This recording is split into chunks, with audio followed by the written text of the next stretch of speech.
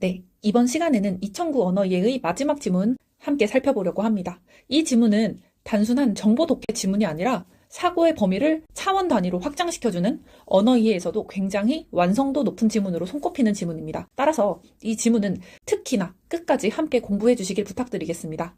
우리가 항상 하듯이 다차원 독해의 방법으로 이 지문도 초정밀 해체해보도록 할게요. 첫 문단부터 시작하시죠. 정치 권력의 남용과 사회적 부정부패를 감시하고 비판하는 언론의 기능은 건전한 여론 형성 기능과 함께 국민의 알 권리 충족을 위한 필수 조건으로 인식되어 왔다. 첫 문단에서도 첫 문장이니까 굉장히 중요하겠죠? 네, 낱낱이 해부해 보도록 하겠습니다. 첫 문장에서 언론의 기능이 정치 권력의 남용과 사회적 부정부패를 감시하고 비판한다고 하네요. 근데 그냥 정치 권력을 바라보는 게 아니라 정치 권력의 남용, 그리고 단순히 사회 문제가 아니라 사회적 부정부패를 감시하고 비판한다라고 표현하고 있습니다. 이 말은 그냥 사실을 서술하는 게 아니라 규범적으로 필자가 평가를 이미 하면서 글을 시작을 하고 있는 거죠.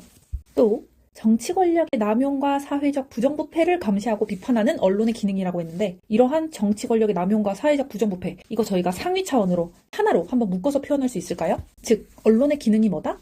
사적 영역이 아닌 공적 영역 전반에 대해서 언론에 관한 얘기일 것 같은데, 언론은 감시도 하고 비판하는 기능을 수행하고 있다라고 하면서 이제 문장이 시작되고 있습니다.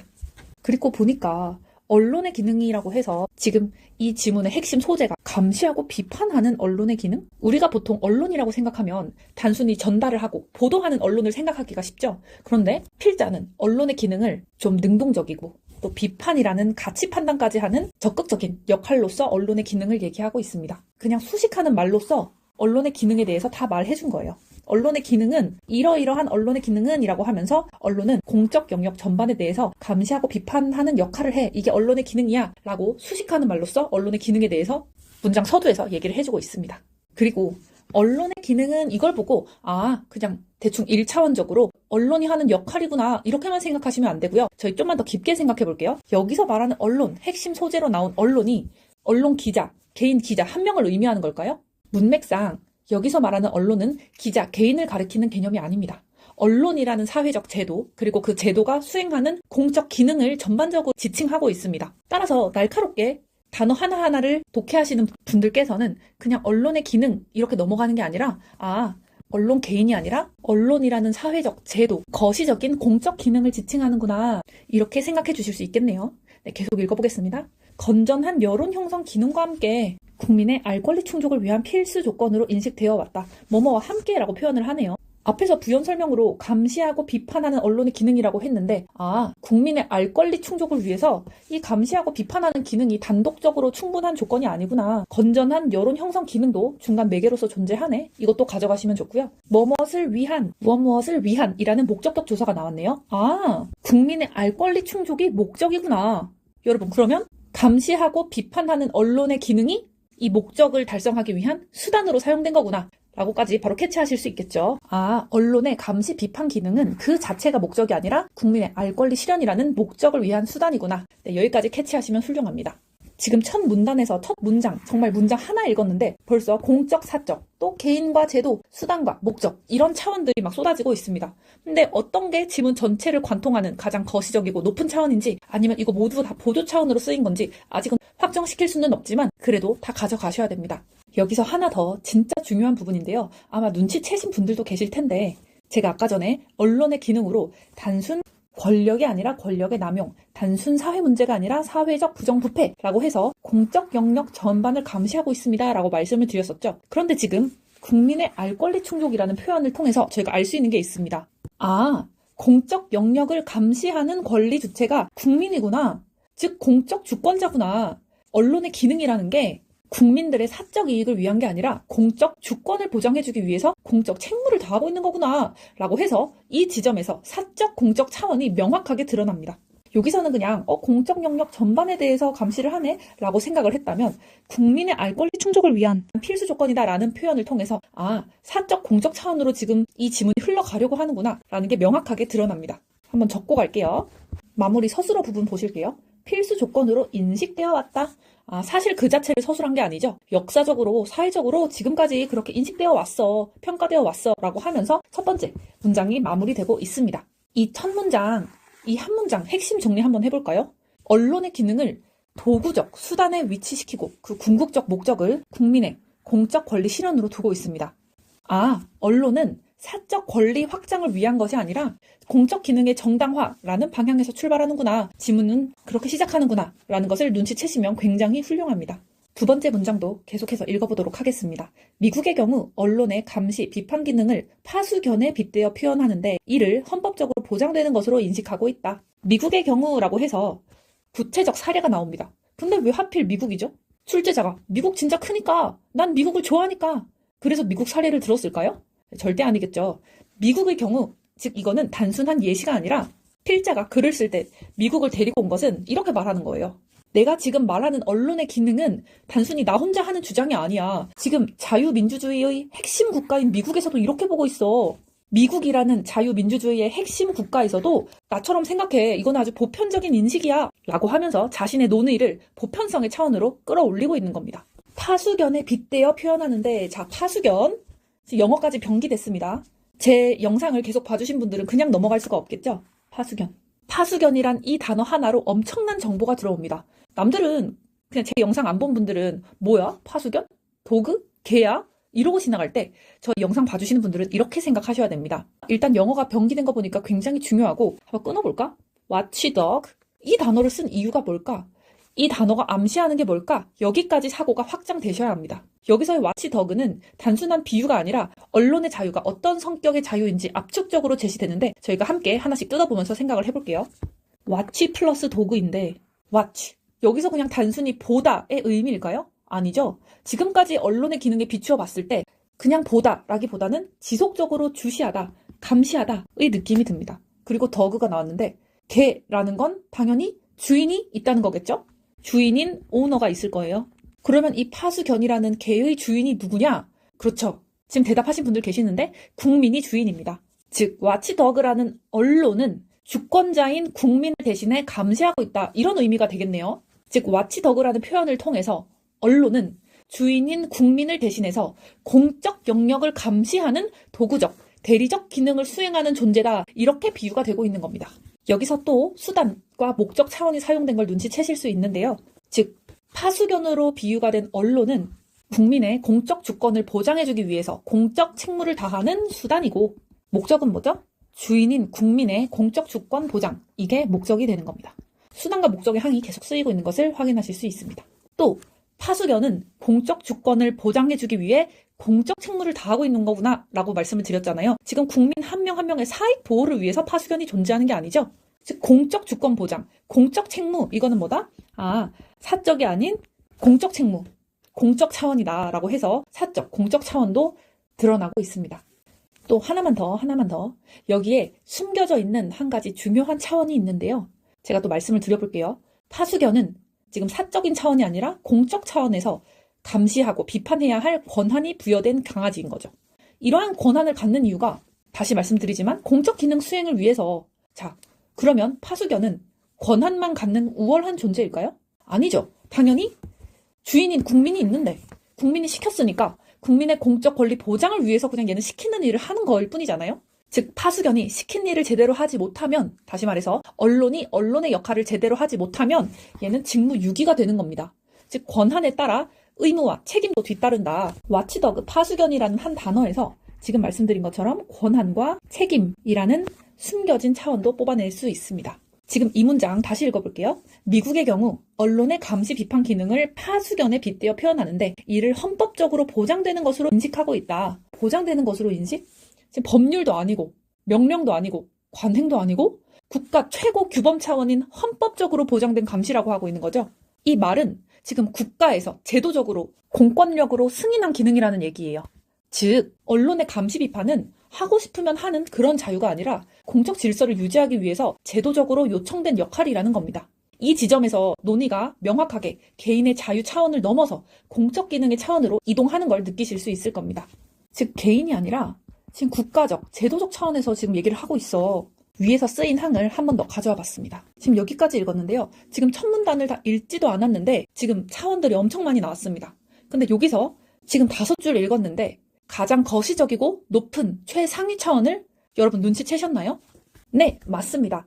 가장 거시적이고 높은 최상위 차원은 사적 공적 차원입니다. 왜 사적 공적 차원이 가장 높은 최상위 차원이냐라고 하면 지금 첫 문단에서 나온 보조 차원들이 전부 사적 공적 아래로 수렴을 하고 있거든요. 제가 한번 보여드릴게요. 여기를 봐주시면 되고요. 지금 저희가 딱 두 문장 읽었는데도 사적 공적 프레임이 선명하게 작동하고 있는 것을 확인하실 수 있습니다. 첫 문장에서 이미 언론의 기능은 사적 표현의 자유가 아니라 공적 질서를 유지하기 위한 제도적 기능으로 규정을 하고 있습니다. 또 두 번째 문장에서 파수견의 비유를 통해서 파수견은 개인의 이익을 위해서 짓는 존재가 아니라 공동체 전체를 위해서 위험을 감시하는 공적 역할 수행자라고 했었죠. 즉, 이 비유 자체가 언론을 이미 공적 장치로 위치를 시키고 있다. 즉, 파수견에 비유하면 책임을 져야 하는 존재인 거죠.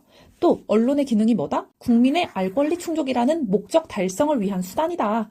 이 위계로 각 체계들이 머릿속에 구조화되면 다음 문단에서 어떤 말이 나와도 흔들리지 않습니다. 이게 다차원 독해의 묘미입니다. 이미 첫 문단만 읽고도 지문 전체의 지도가 보이기 시작하는 거죠. 여러분, 여러 차원이 동시에 보일 때 어떤 차원이 최상위 차원인지 판단하는 기준은 간단합니다. 이 구도가 다른 구도들을 설명하는 기준으로 기능하는가? 이거를 물어보시면 됩니다. 예를 들어서 수단과 목적 구도가 흔들리더라도 개인의 자유와 제도의 자유를 구분하는 그 틀 자체는 여전히 유지가 됩니다. 또 권한과 책임 구도가 문제가 되더라도 언론의 기능이 무엇을 위해 존재하는지, 즉 수단과 목적의 구조는 그대로 남아 있습니다. 하지만 이 지문에서는 언론의 자유를 사적 자유로 볼 것인지 공적 기능 수행의 자유로 볼 것인지 이런 식의 사적 공적 구도가 흔들리면 밑에 아래 나오는 개인 제도, 수단 목적, 권한 책임이라는 모든 보조 차원들에 대해서 설명 기준으로 더 이상 작동할 수가 없습니다. 그래서 이 문단에서는 사적 공적 차원이 다른 모든 차원을 포괄하는 최상위 프레임이구나 라고 판단할 수가 있게 되는 것입니다. 이런 방식으로 상위 차원을 판별하는 연습은 여러 기출 지문을 통해서 반복 적용하면서 체화하시면 됩니다. 자, 그럼 저희가 잡은 가장 거시적이고 높은 차원인 사적 공적 주 차원의 나머지 지문의 내용들이 전부 수렴하는지 한번 읽어볼게요. 첫 문단의 마지막 문장 읽어보도록 하겠습니다. 이러한 파수견 기능은 개인의 표현의 자유가 아닌 언론기관의 표현의 자유를 의미한다. 이러한 A가 아닌 B 구조는 반드시 표시해 두셔야 합니다. 선지에서 의미를 미세하게 왜곡하기 딱 좋은 지점이거든요. 여기서 말하는 표현의 자유가 뭐다? 기자, 개인의 표현의 자유가 아니라 언론사나 언론기관이라는 제도, 주체의 표현의 자유입니다. 따라서 차원으로 다시 정리를 하면 이 문장에서는 개인과 제도, 또 다르게 표현하면 미시, 거시의 구도가 명확히 작동하고 있고 이 역시도 앞에서 잡았던 사적, 공적 차원 아래로 수렴을 하게 됩니다. 즉, 개인의 기본권적 특성보다는 언론기관에 부여되는 제도적 권리의 특성을 지닌다라고 하면서 첫 문단이 마무리되고 있는데요. 여기서 나오는 A보다는 B다 라는 표현도 빈출, 출제 포인트입니다. A보다는 B. 이것은 A를 완전히 배제한다는 의미일까요? 아니죠. 우선순위가 B에 있다는 뜻이지 A의 요소가 완전 배제돼서 전혀 없다는 뜻이 아닙니다. 그런데 선지에서는 종종 A의 성격을 완전히 지워버리고 B만 남겨서 왜곡하는 그런 방식으로 출제됩니다. 따라서 A보다는 B라는 이런 구문을 보시면 우선순위 문제구나 라고 체크하시고 가져가셔야 됩니다. 자, 그러면 마지막 문장에서 선택지 함정들은 다 잡았는데 내용을 한번 살펴볼게요. 한 번 더 읽어보면 이러한 파수견의 기능은 개인의 표현의 자유가 아닌 언론기관의 표현의 자유를 의미한다. 즉, 개인의 기본권적 특성보다는 언론기관에 부여되는 제도적 권리의 특성을 지닌다. 지금 문장이 두 개로 끊어져 있는데 이 두 문장은 같은 말을 반복하는 것이 아닙니다. 여기 앞문장은 자유의 주체를 명확히 하는 문장이거든요. 즉, 표현의 자유의 주체가 개인 기자가 아니라 언론기관이다 라는 점을 분명히 하고 있고요. 그 다음 문장은 그 자유가 어떤 성격의 자유인지를 규정하는 문장입니다. 즉, 자연권적 기본권이 아니라 공적 기능 수행을 위해서 헌법이 부여한 제도적 권리라는 점을 확정을 하는 문장인 거예요. 이 문단을 말로 한번 정리를 해보면 언론의 자유를 사적 표현의 자유? 이렇게 이해하는 해석 가능성을 차단해버리고 국민의 알 권리를 실현하기 위해서 공적 제도 보장의 문제로 논의가 이동되는 문단입니다. 또 이 지점에서 이 지문이 전반적으로 사적, 공적 차원을 최상위 프레임으로 사용하고 있다는 점이 명시적으로 확인이 되고 첫 문단의 논증은 이렇게 마무리가 됩니다. 이해가 되시나요? 그 다음 두 번째 문단으로 한번 이동을 해볼게요. 한번 읽어보겠습니다. 파수견 기능이 헌법상 보장되는 권리라면 그것의 근거는 무엇인가? 자, 논증이 시작되는 신호로서 질문 형태로 시작하고 있습니다. 그런데 그냥 이 문장을 보고 그래, 근거 이제 앞으로 나오겠구나 이렇게만 읽으면 너무 표면적으로 읽은 것이고요. 파수견 기능이 헌법상 보장되는 권리라는 것을 전제로 해서 앞으로 더 정당화시키려고 하는구나. 이렇게 전제가 뭐고 정당화 논증 진입하려는구나. 이것까지 생각해 주시면 훌륭합니다. 계속 읽어보겠습니다. 이에 대한 미국의 기억, 전통적인 시각은 1791년에 제정된 수정헌법 제1조의 의미를 언론기관의 차원에서 적극적으로 해석하는 데 바탕을 두고 있다. 정말 어렵네요. 천천히 한번 시작해볼게요. 이에 대한 미국의 전통적인 시각이라고 했어요. 근데 왜 그냥 미국의 시각이라고 하면 되지? 왜 미국의 전통적인 시각이라고 앞에 이렇게 굳이 전통적인이란 말을 달았지? 이렇게 말한 이유가 있습니다. 이 표현은 단순한 배경 설명이 아니라 이후에 다른 시각, 또 수정이 되거나 전환된 새로운 관점이 등장할 것이라는 예고 신호입니다. 아, 그렇구나. 또 나오겠네. 뭐 단어 하나하나 그냥 쓴 게 없구나. 라고 생각을 해주시고, 헌법 제1조의 의미를 언론기관 차원에서 라는 표현이 나옵니다. 언론기관의 차원에서.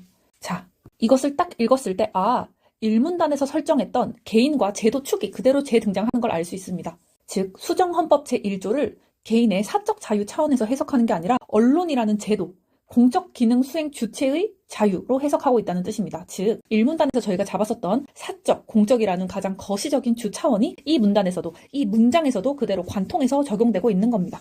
뭐다? 사적 자유 측면이 아니라 공적 기능 차원에서 적극적으로 해석하는데 바탕을 두고 있다. 그 다음 문장 읽어볼게요. 언론의 자유를 보장하는 이 조항은 의회가 언론을 억압하는 어떠한 법률도 제정할 수 없도록 규정하고 있다. 자, 여러분.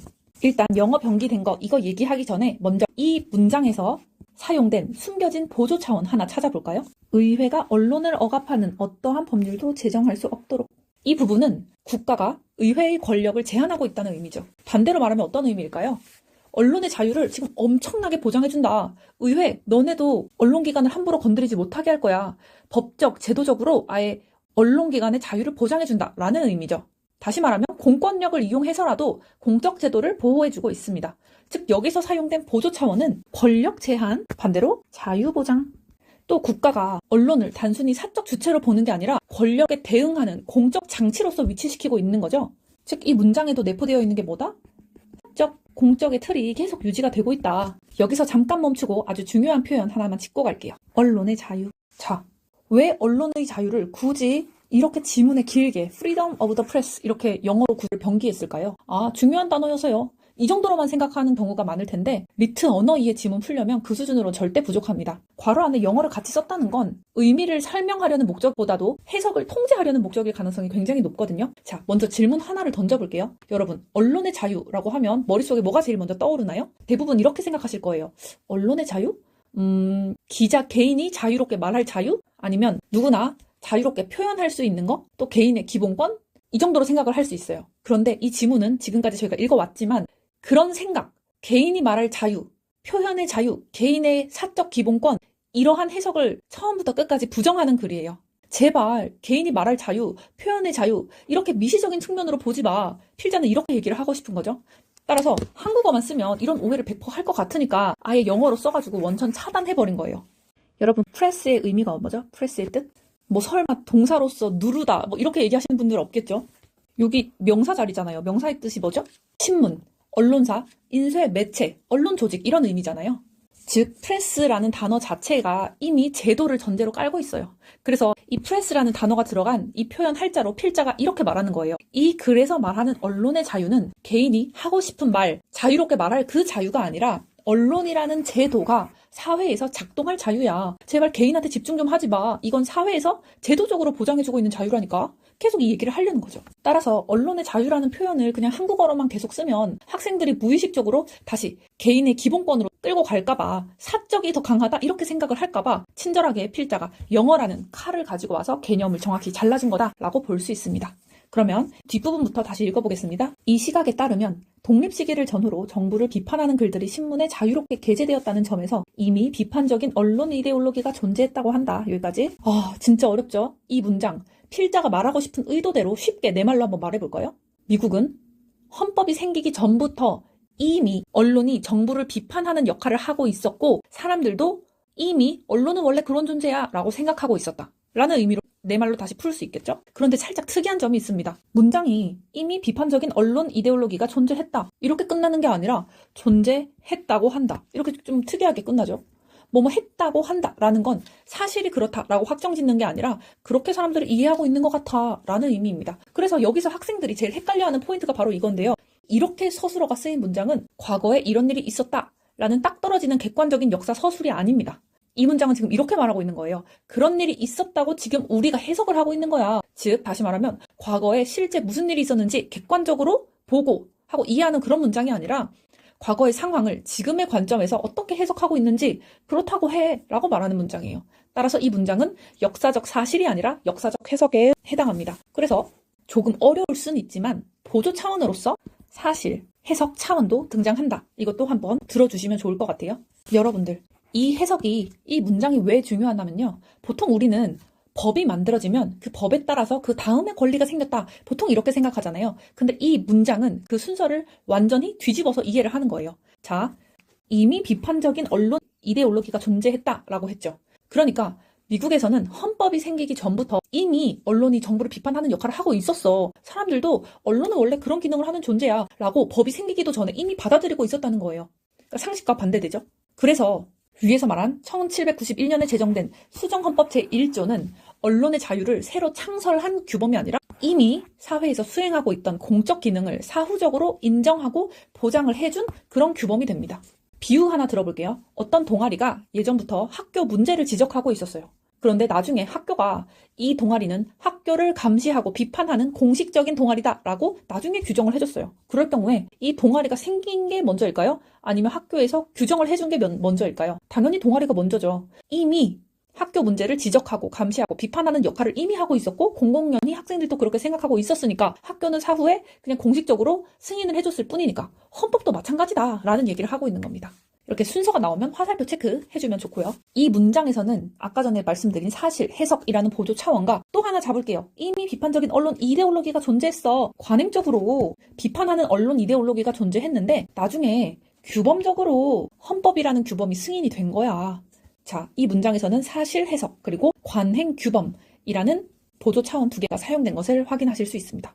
자, 그 다음 문장 한번 볼게요. 이에 근거하여 수정헌법 제1조가 차후에 언론기관에 자연스럽게 적용될 수 있었다고 인식한다. 여기까지. 즉, 언론의 자유를 사적 권리의 확대가 아니라 언론기관에 제도적으로, 공적으로 적용시켰다라고 설명을 하고 있습니다.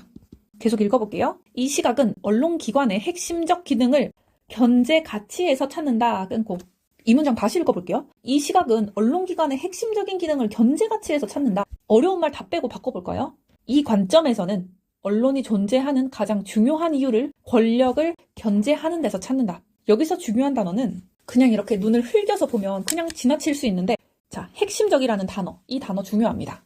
핵심적 기능이란 말은 무슨 의미냐? 물론 언론이 하는 일이 여러 개 있을 수는 있지만 그 중에서 가장 본질적인 역할은 딱 하나다 라는 거죠. 언론이 뭐 정보 전달도 하고 광고도 하고 여론 형성도 합니다. 하지만 그건 다 부수적인 기능이야. 그 기능들이 언론의 존재 이유를 설명해 주는 건 아니야. 언론기관의 핵심적 기능을 공적 견제 기능 하나로 수렴시켜버립니다. 그렇다면 왜 견제 가치일까요? 왜 하필 견제일까요? 왜 견제? 이건 앞에 있는 문단이랑 정확히 연결됩니다. 앞에서 이런 말 했었죠. 언론은 파수견이다. 파수견은 권력을 감시한다. 권력은 남용될 수 있으니까. 그래서 이 시각에서 언론이 사회에 꼭 필요한 이유는 권력을 통제하지 않으면 사회가 망가질 수 있기 때문이라고 보는 거예요. 그래서 언론의 모든 기능을 하나의 가치로 정리를 해버리는 겁니다. 권력을 견제하는 것, 견제 가치, 이것을 핵심적 기능이라고 보는 거예요. 또 하나만 더. 이 문장은 단순히 언론은 이런 일을 해요, 이런 기능을 해요 라고 하는 게 아니라 한 단계 상위 차원으로 올려서 그 기능들을 통해서 어떤 가치의 봉사를 하고 있어요. 그냥 언론은 여러 기능이 있는 그런 단순한 차원이 아니라 견제라는 가치의 봉사를 하고 있어요 라고 하면서 기능에서 가치로 더 상위 차원으로 언론의 기능을 끌어올려주고 있습니다. 자, 기능과 가치라는 보조 차원도 등장했음을 확인할 수 있었습니다.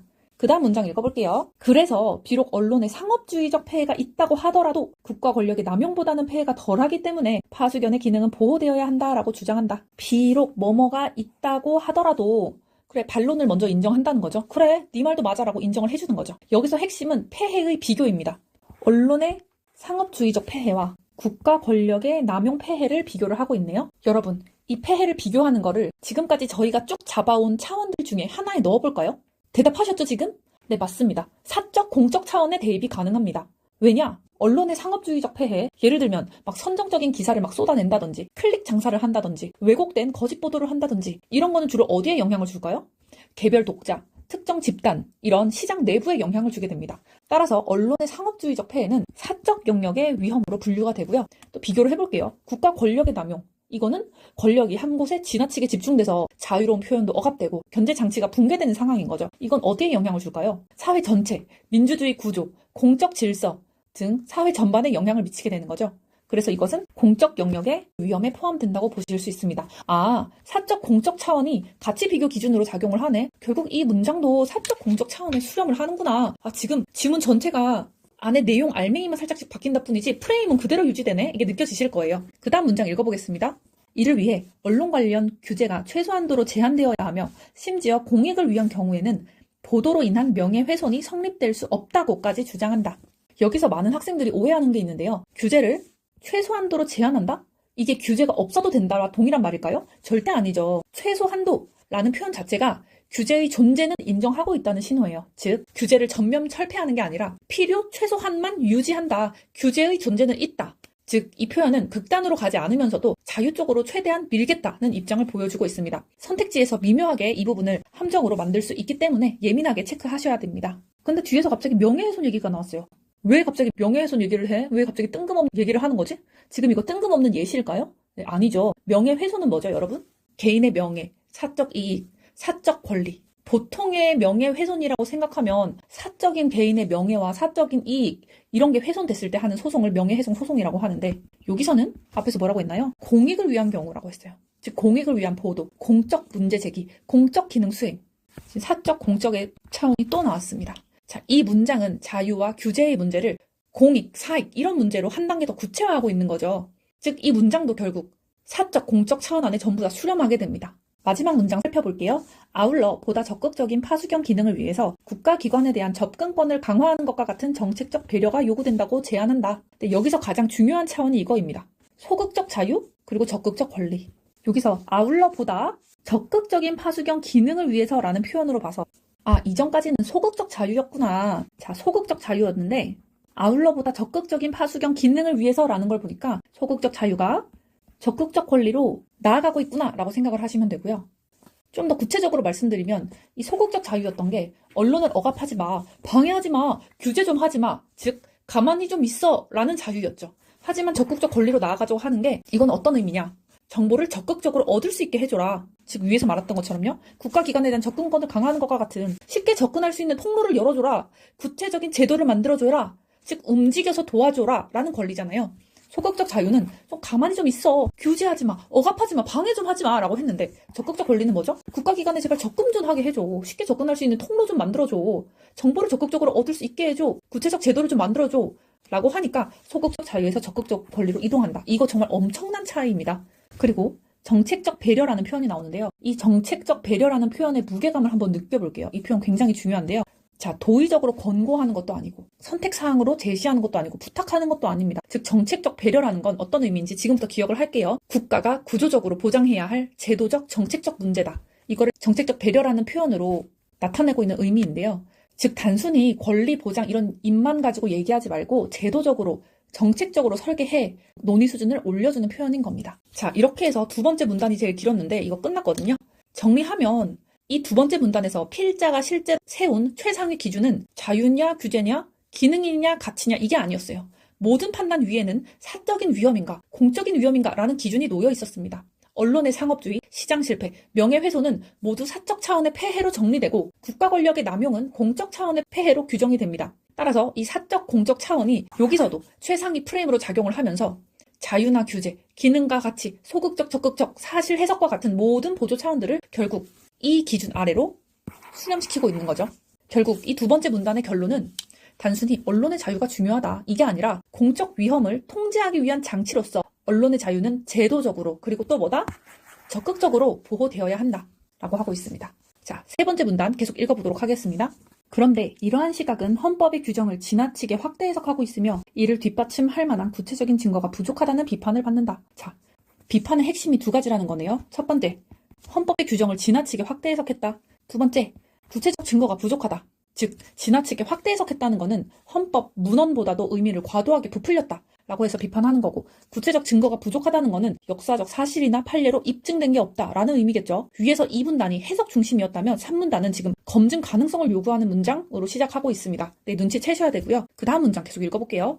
미국의 언론법 학자 글리스는 19세기 말에서 20세기 초에 발생한 명예훼손 소송을 분석하면서 전통적인 시각과 다른 시각을 제시한다. 네, 약간 지금까지 읽은 위의 문단들이 약간 느낌이 추상적이었다면 이 문장부터는 조금 구체화되는 느낌이 듭니다. 주체가 위에서는 헌법, 역사적 이념 이런 걸로 계속 시작을 했었는데 3문단부터는 글리슨이라는 이름 희한한 법학자가 소송을 분석했고 법원이 실제로 무엇을 했는지 이렇게 구체적인 거에 관해서 시선이 좀 이동하는 느낌이 드네요. 아, 시선이 헌법에서 지금 법원으로 소송을 하니까 헌법에서 법원으로 시선이 내려왔구나. 그 다음 문장. 그는 법원이 언론의 파수경 기능을 언론기관의 헌법적인 권리로 인정하게 된 것은 언론의 취재 보도 과정의 특수성에 대한 법원의 인식과 직결된다고 밝힌다. 아, 이 글리슨 아저씨가 엄청난 걸 발견했네요. 지금까지 우리는 언론이 공적 가치가 있어서 헌법적 권리로 보호되었다라고 생각을 했었는데 이 글리슨 아저씨가 뭐라고 하죠? 아니야. 공적 가치 때문에 보호된 게 아니라 취재 보도 과정의 현실적 특수성 때문에 뭐라고요? 취재 보도 과정의 특수성 때문에 법적 권리로 인정을 사후적으로 하게 된 거야. 반전인 거죠. 즉 뭐다? 공적 권리는 숭고해서 생긴 게 아니라 현실적으로 좀 곤란해서 생겼다. 이런 새로운 관점을 드러내고 있습니다. 재밌는데 계속 읽어볼게요. 19세기 말 언론의 보도 행태는 대단히 선정주의적인 경향을 보였고 이에 대해 사회적 규제가 있어야 한다는 목소리가 높았다. 또 반전이 나옵니다. 고상한 공적 존재가 아니라 선정적이고 문제적 행위자였어. 그래서 옛날부터 규제 대상에 가까웠어. 라고 말하는 거죠. 지금 이 문단까지 언론은 공익의 주체였다라고 했었는데 지금 세 번째 문단에서 이 언론의 공적 위상의 신화가 깨지고 있습니다. 네 번째 문단, 그 다음 문장. 명예훼손 소송의 건수도 급증하게 되었는데 진실 보도를 요건으로 하는 명예훼손법의 적용으로 인해서 언론은 매우 불리한 입장에 놓여 있었다. 여기서도 많은 학생들이 이렇게 오해를 하시는데요. 진실 보도를 요건으로 한다면 진실만 말하면 언론이 소송에서 이기는 거 아니야? 이게 바로 오해 포인트인데요. 여기서 말하는 진실 보도의 요건은 첫 번째, 당연히 그 내용이 진실이어야 하고 플러스 두 번째, 그 내용이 진실임을 언론이 직접 증명해야 함. 이 내용까지 지금 내포하고 있는 거예요. 이 부분 사실 이해하기가 쉽지 않을 것 같아요. 왜냐하면 뒷부분에 있는 명예훼손법의 적용으로 인해서 언론은 매우 불리한 입장에 놓여 있었다. 이거를 보고 내용을 유추해야 되는 거거든요. 이것을 정확하게 이해하지 못해도 그래도 이 정도로는 가져가셔야 됩니다. 아, 언론이 법을 어겨서 패소하는 게 아니라 아무리 진실 보도를 했다고 할지라도 그 법에서 요구하는 기준이 언론의 현실적인 활동과 맞지 않아서 계속 지게 되는 그런 불리한 입장에 놓여 있었구나. 네, 세 번째 문단이 끝났는데요. 이 세 번째 문단에서도 주 차원은 여전히 사적 공적 차원입니다. 이 프레임 자체는 전혀 바뀌지 않았고요. 다만 작동 방식이 조금 달라졌어요. 자, 두 번째 문단에서는 언론의 파수경 기능이 공적 기능이기 때문에 보호되어야 한다라는 이념적, 헌법적 승인의 논리였다면 지금 읽은 세 번째 문단에서는 그 공적 기능이 실제 사법 현실 속에서 어떻게 문제를 일으키고 그 문제를 해결하는 과정 속에서 결과적으로 헌법적 권리로 형성되었다라는 반대의 논리였습니다. 즉, 이 문단은 헌법이 언론을 보호한다라는 방향이었다면 3문단은 뭐죠?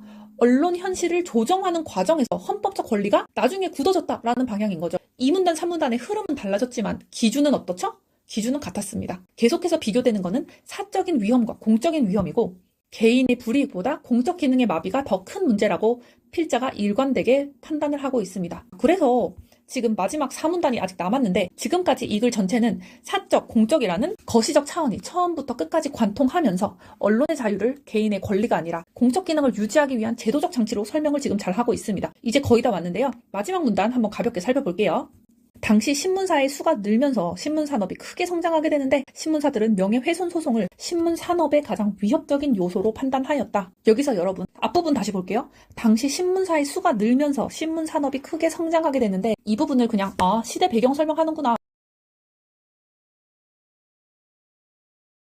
라고 생각하시면 안 됩니다. 이 한 문장은 언론의 성격이 어떻게 바뀌는지를 알려주는 중요한 신호거든요. 한번 볼게요. 이 문장을 한번 끊어보면 당시 신문사의 수가 늘면서 신문산업이 크게 성장하게 되는데 신문사들은 명예훼손 소송을 신문산업의 가장 위협적인 요소로 판단하였다. 첫 번째, 신문사의 수가 늘었다?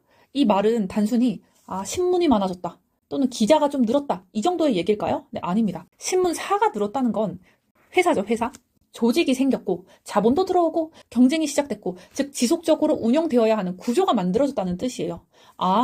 언론이 지금 단순히 기자가 늘고 신문이 많아진 정도가 아니라 개인의 말하기 수준을 넘어서서 회사 자체의 수가 늘어나면서 제도적, 구조적으로 언론이 운영되기 시작했다는 거구나. 즉, 개인과 제도의 차원이 이 문장을 통해서 숨겨진 축임을 확인할 수 있습니다. 또 두 번째, 신문 산업이 크게 성장했다?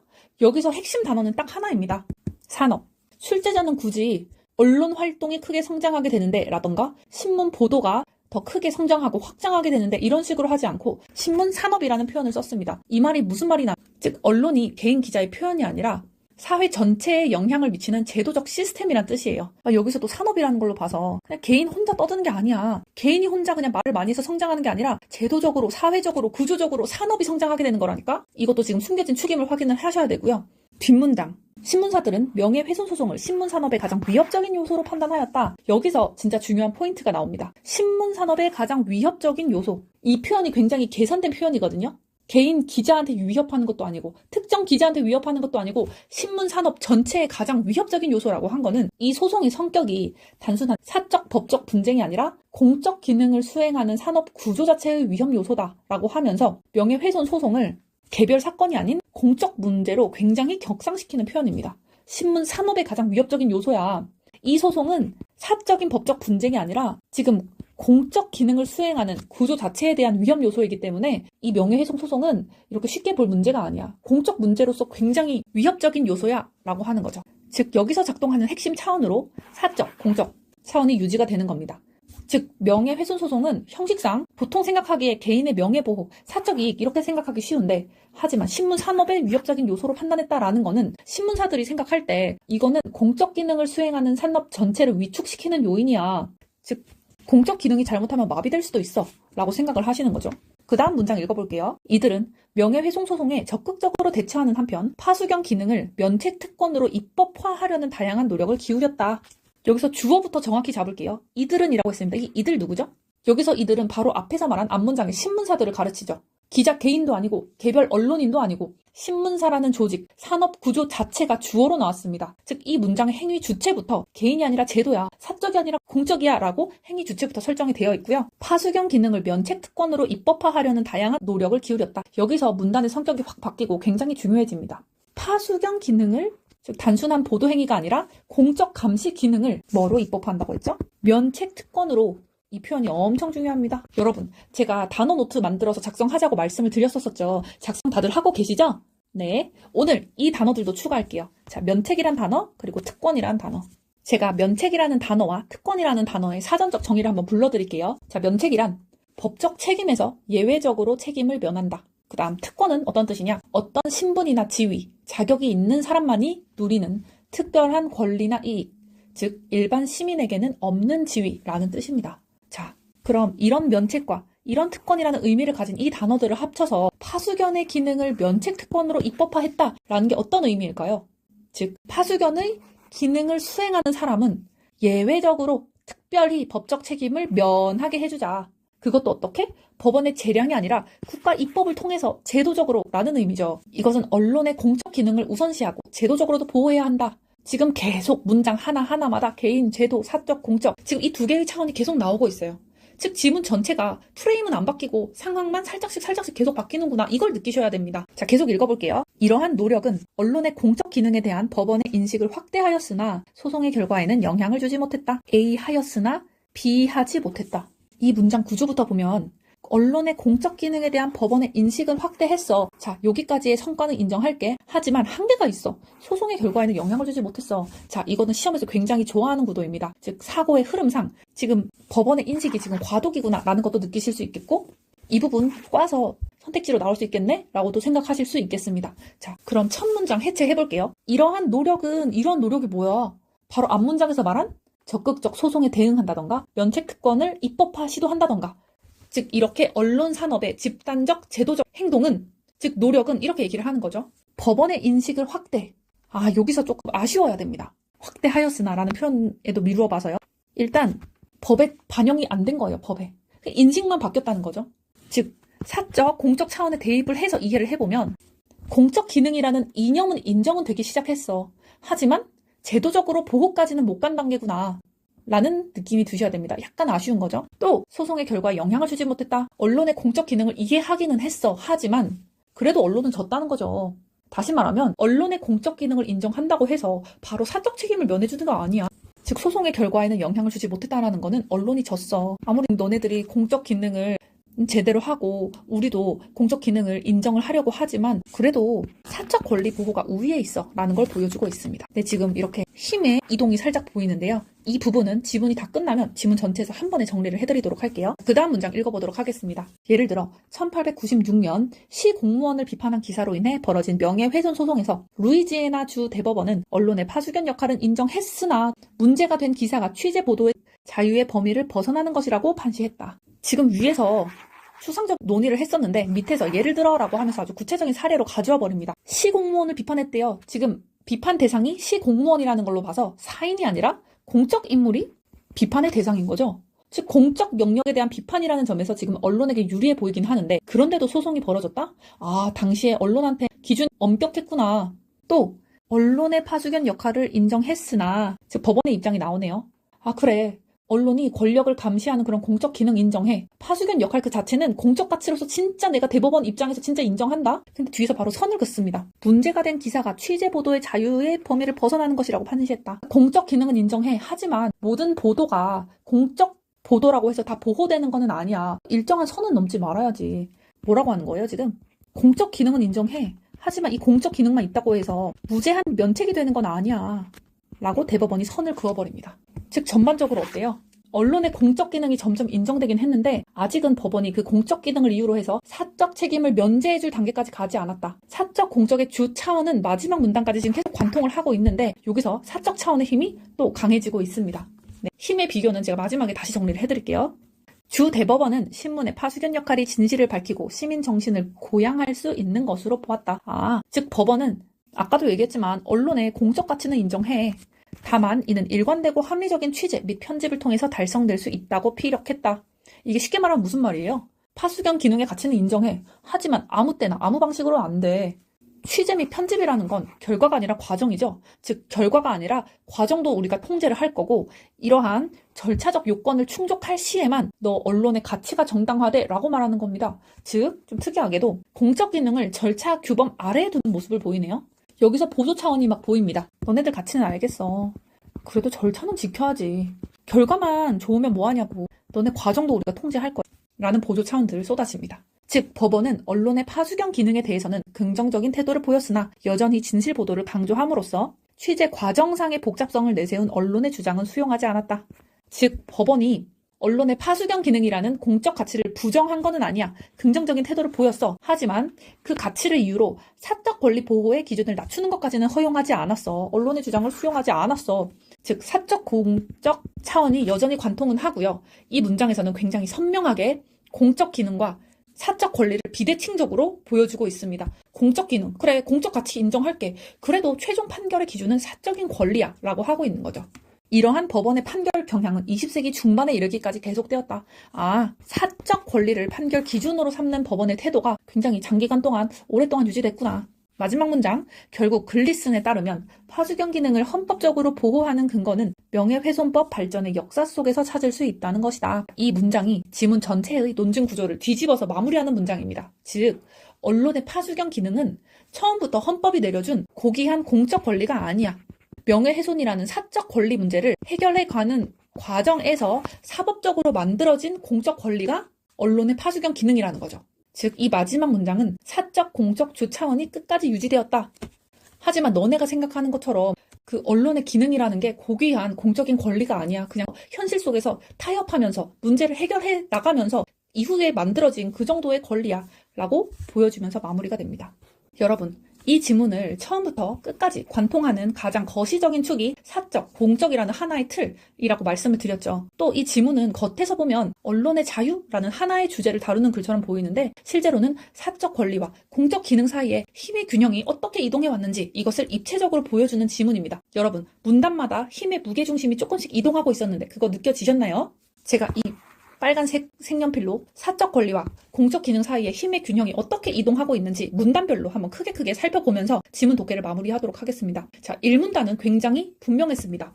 언론의 역할을 정치 권력의 남용과 사회적 부정부패를 감시하는 공적 기능으로 규정을 하고, 또 여기서 언론은 개인의 표현의 자유가 아니라 언론기관에 부여된 제도적 공적 권리로 설명을 했었죠. 즉 일문단에서는 사적 권리와 갈등 자체가 없었습니다. 힘의 구도는 사적 권리보다 공적 기능이 더 우위에 있었습니다. 자, 이문단 갈게요.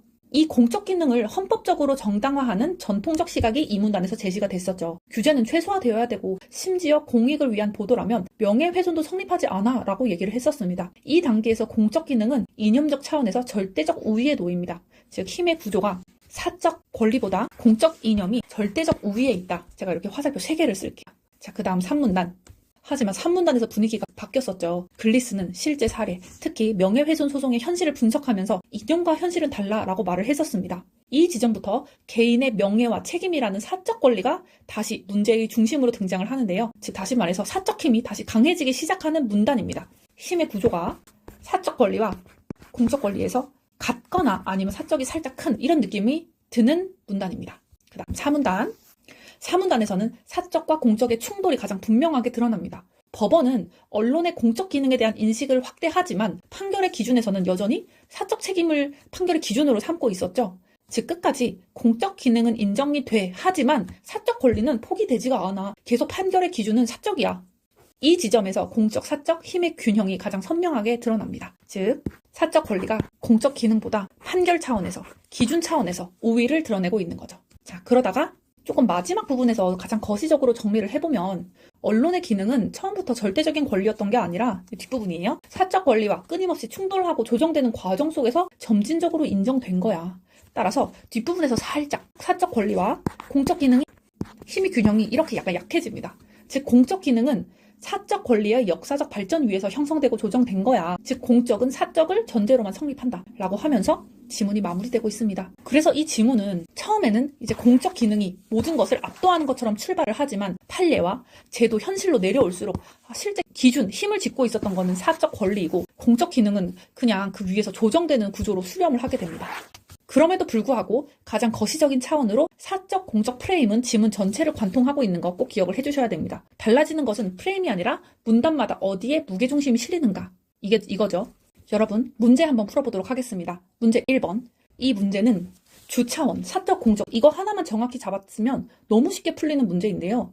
내용을 이해하면서 눈에 바르면서 내려와서 거꾸로 올라가서 일치 불일치 이렇게 풀면 속도도 안 나고 정확도도 떨어지고 그렇게 풀면 언어이해 30문제 중에서 18개 이상 받기 힘듭니다. 자, 지금부터 차원으로 문제가 어떻게 풀리는지 보여드릴게요. 위 글에서 설명하고 있는 미국 언론의 파수경 기능에 대한 이해로 적절하지 않은 것은 이 지문 전체를 관통하는 최상위 주차원, 계속 우리가 잡아왔던 그거, 사적, 공적 이거 하나만 흔들리지 않으면 이 문제는 사실상 끝난 문제입니다.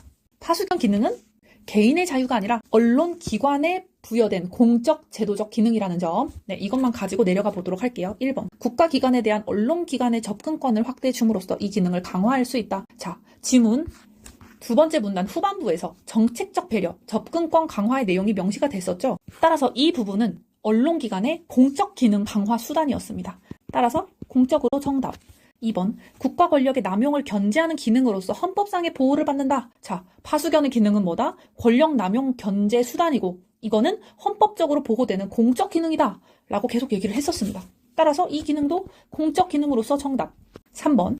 이 기능을 보장함으로써 국민의 알 권리가 더 잘 실현될 수 있다. 자, 1문단 핵심이 그대로 나왔습니다. 파수견의 기능은 국민의 알 권리 실현 목적을 위한 수단으로 작용한다고 했었죠. 또 여기서 언론의 기능이 국민들의 사적 이익을 위한 게 아니라 공적 주권을 보장해주기 위한 공적 책무의 기능이라고도 했었습니다. 따라서 공적으로 정답. 4번. 언론의 상업주의화에도 불구하고 이 기능은 원칙적으로 보호된다. 자, 이런 문장이 있었죠. 비록 상업주의적 폐해, 사적 폐해가 있었더라도 국가 권력 남용이라는 공적 폐해가 더 크니까 파수견 기능이라는 공적 역할을 제도적으로 보장한다.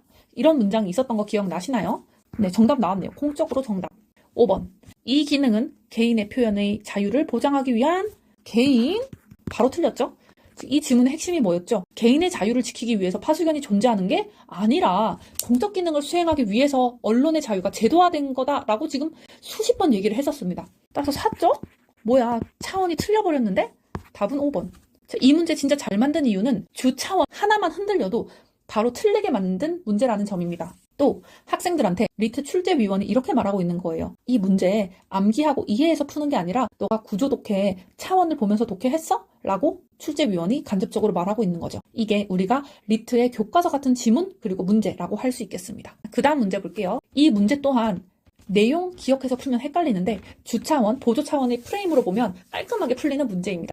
한번 문제 볼게요. 보기에서 글리슨의 연구에 나타난 사회적 상황에 대한 적절한 설명을 고른 것은 글리슨의 연구에 나타난 이 지문에서 글리슨의 연구가 다루는 핵심 구조가 이거였죠. 사적 책임, 즉 명예와 진실, 그리고 공적 기능, 파수견의 기능이 충돌했고 이것의 조정 과정에 대해 얘기를 했었었는데 이때 글리슨의 결론은 명확했습니다. 법원은 공적 기능 인식은 확대를 했지만 그건 인정해. 네가 공적 기능이 있다는 건 인정해. 하지만 사적 책임, 즉 진실성 요건에 대해서는 끝까지 유지를 했다. 즉 파수경 기능은 면책 특권이 아니라 명예훼손법, 사적 책임의 틀 안에서만 제한적으로 고려된다.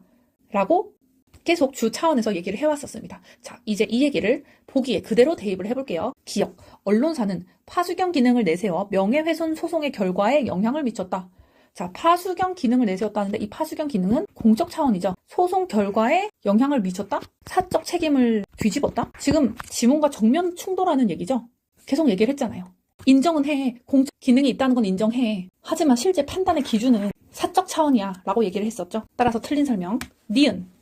언론사는 명예훼손법이 자신들에게 불리하게 적용되고 있다고 주장했다. 자, 언론사는 즉 공적 주체는 명예훼손법이 즉 사적 책임의 중심 규범이죠. 불리하게 적용되고 있다? 그렇죠.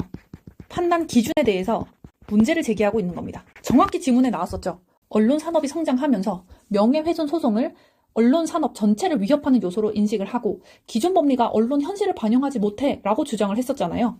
즉 언론사는 이렇게 얘기를 했었습니다. 사적인 책임이 공적인 기능을 과도하게 억압해. 네, 맞는 설명. 디귿, 언론사는 취재 보도 과정의 구조적 특수성을 법원이 인정해줄 것을 요구했다. 법원이 요구를 한 거죠. 공적 기능 인정한다면서 공적 기능을 봐서라도 사적 책임 기준을 좀 완화해줘. 완화를 좀 요청할게. 이거는 지문의 핵심 중에 하나였습니다. 법원이 수용하지는 않았다라는 결말은 있었죠. 하지만 요구했다는 사실 자체는 맞으니까 적절합니다. 즉 공적 기능을 봐서라도 사적 기준을 좀 완화해줘. 공적을 더 크게 봐줘. 라고 요구를 한 거죠. 리을, 법원은 언론이 공적 역할은 하지만 파수경 기능은 인정할 수 없다고 판정했다? 아니죠. 위에 올라가 볼까요? 공적 역할은 하지만 인정할 수 없는 게 아니라 위에서 자 시험에서 미묘하게 꼬니까 체크를 잘 해야 된다라고 했던 표현에서 주 대법원은 언론의 파수경 역할을 인정했으나 무제한 면책은 안 돼 라고 얘기를 했었죠. 인정할 수 없다? 아니, 인정은 했다고 했어요. 인정은 했다. 인정은 했으나 따라서 이런 선택지가 좋아하는 표현들 보면서 바로바로 체크를 하고 가시면 이럴 때 한 번 더 확인하실 수가 있겠습니다. 틀린 거. 미음. 법원은 보도의 진실성은 명예훼손 소송에서 언론이 면책되기 위한 요건이라고 판단했다. 자, 이 문장은 지문의 결론부를 정확히 반영하고 있습니다. 법원은 끝까지 일관되고 합리적인 취재, 진실 보도 이것을 면책의 전제로 삼았었어요. 즉, 공적 기능은 사적 책임, 다시 말해서 진실성을 전제로만 인정이 된다. 필전제. 따라서 맞는 설명입니다. 정답은 3번이네요. 이 문제도 결국 뭐죠? 주차원 하나만 잡으면 보기가 거의 자동으로 걸러지는 문제였습니다. 와, 이렇게 쉽게 풀린다고? 그럼 마지막 문제도 한번 볼까요? 기억을 통해 보기를 해석한 것 중 적절한 것은? 네, 이 문제 굉장히 좋은 문제입니다. 이 문제는 사례 판단형 문제인데요. 실제로는 기억, 미국의 전통적인 시각, 즉 글리슨의 연구가 보여주는 입장을 정확히 구조화했냐? 이걸 묻는 문제거든요. 이 문제 또한 똑같이 주차원, 보조차원으로 풀면 깔끔하게 정리가 됩니다. 자, 기억의 핵심 입장을 구조적으로 한번 재확인을 해볼까요? 오른쪽에 공간이 많으니까 기억의 핵심 입장에서 주차원은 뭐였죠? 지금 사적 책임과 공적 기능이 계속 충돌을 하고 있는데 결론적으로 말하면 공적 기능 인정해. 하지만 사적 책임을 그렇다고 해서 완전 배제하는 건 안 돼. 대신 면책 요건 해석 단계에서 공적 기능은 반영 가능해. 왜? 공적 기능 인정하니까. 이게 기준이었죠. 보기의 사례를 차원으로 한번 재구성해볼게요. 보기. 미국 시카고의 S신문사는 관계 공무원들이 업주들에게 뇌물을 요구한다는 제보를 받고 이를 취재하기 위해 정식으로 허가를 받아 위장 술집을 차렸다. 자, 관계 공무원들이 주인공이네요. 누가? 우리는 그냥 공무원 이렇게 생각하면 안 되죠. 공적 인물이 대상이다. 이렇게 봐야죠. 지금 공적, 사적인 눈으로 바라봐야 되니까. 업주들에게 뇌물을 요구한다? 나쁜 놈! 이렇게 하면 안 되죠. 지금 공적 영역에서 비리가 일어나고 있구나. 공적 영역에서의 비리 이렇게 생각하셔야 돼요. 또 취재 방식은 어땠어요? 위장 취재를 하고 몰래 촬영을 했다. 아, 약간 찝찝하네요. 위장 술집을 차리고 또 뒤에 몰래 설치라는 표현이 나옵니다. 또 사진과 함께 20명의 공무원에 대한 고발 기사를 3주간 연재물로 게재하였다. 관련 공무원들은 신문사의 보도가 자신들의 명예를 훼손하였다는 이유로 소송을 제기하였다. 이에 대해 S신문사는 자신들의 공익을 위해 보도하였다라고 항변하였다. 자, 결과가 뭐죠? 명예훼손 소송이 제기가 되었고 언론은 이건 공익 목적 보도였어 라고 항변을 하고 있는 전형적인 공적 기능과 사적 권리 충돌 사례입니다. 즉, 이 문제는 이걸 묻고 있는 겁니다. 이 상황에서 사적 책임을 어디까지 유지하고 공적 기능은 어디까지 반영할 거야? 1번, 명예훼손 소송이 제기되는 경우 S신문사의 면책 요건을 넓게 해석해야 한다. 명예훼손 소송이 제기되는 경우 즉 사적 책임 영역이 나오고요. 면책 요건을 넓게 해석해야 돼 라고 하는 거는 사적 책임을 완화해야 돼 라고 말을 하는 거죠. 이렇게 주장하는 근거가 뭐죠? 공익 목적이니까 공무원의 비리 보도니까 지금 공적 대상자, 공적 인물, 공적 영역의 비리에 대해서 지금 언론 파수견으로서 공적 기능을 행한 거니까 사적 책임을 좀 완화를 해줘야지. 오른쪽에서 낸 결론과 정확히 일치하지 않나요? 완전 배제할 수는 없지만 면책 요건 해석 단계에서 공적 기능을 좀 반영을 해줘야지. 즉 면책 요건을 넓게 해석해줘야지. 지금 정확하게 일치합니다. 정답. 여러분, 이 문제는요. 주 차원 하나만 정확히 잡으면 사례가 아무리 길어도 정답은 자동으로 걸러지는 쉬운 문제였습니다. 네, 여러분 오늘 영상도 길었는데 정말 고생 많으셨고요. 마지막으로 한마디만 하고 촬영을 마치려고 합니다. 여러분, 이 지문은 2009년도 기출이지만 최근 리트 언어이의 지문과 비교해봐도 전혀 손색이 없습니다. 주제의 깊이, 논증의 정교함, 그리고 무엇보다도 사적 공적이라는 하나의 최상위 프레임 아래에 여러 보조 차원들이 유기적으로 이렇게 수렴하는 구조는 오히려 최근 기출보다도 더 정제되어 있다고 평가해도 과하지 않다고 생각합니다. 이 글은 단순히 내용을 이해하는 지문으로 그칠 게 아니고요. 사고의 틀을 훈련하기 위해서 여러 번 봐도 좋은 지문입니다. 따라서 옛날 기출이라는 이유로 건너뛰기에는 구조적으로 너무 잘 쓰여진 글이고 사고 훈련용으로 완전 최적화된 지문이라고 생각합니다. 또 중요한 점 하나만 더 말씀을 드리면 최근 기출이라고 해서 사고 구조가 달라진 적은 단 한 번도 없습니다. 지문을 관통하는 프레임, 논증이 쌓이는 방식, 차원이 이동하는 패턴은 전 개념을 통틀어 동일합니다. 또 오히려 그 기본 구조를 가장 또렷하게 드러내는 지문들이 이런 옛날 기출들에도 아직 많이 남아 있습니다. 이보다 더 길고 더 복잡하고 더 난해한 지문이 나오더라도 지금 저희들이 계속 사용했던 다차원 독해 방식은 그대로 적용이 됩니다. 주차원을 먼저 잡고 보조 차원들을 그 아래에 질서 있게 배열한 뒤에 문제에서도 동일한 구조를 대입해서 판단하는 방식은 지문의 난이도랑 무관하게 작동합니다. 이렇게 지금처럼 지문을 하나하나 해체하고 여러 차원에서 입체적으로 지문을 바라보는 연습을 반복하다 보면 반드시 시험장에서 변화가 생깁니다. 지문을 억지로 빨리 읽으려고 하지 않아도 자연스럽게 읽히는 속도가 빨라질 거고요. 구조를 놓치지 않기 때문에 정확도 역시 함께 올라갈 겁니다. 결국 언어이해는 감이 아니고 구조이고 속도는 요령이 아니라 사고의 깊이에서 나옵니다. 오늘 이 지문은 그것을 가장 잘 보여주는 정말 교과서 같은 기출이니까 여러 번 반복해서 학습하시길 추천드립니다. 여러분 고생하셨습니다. 감사합니다.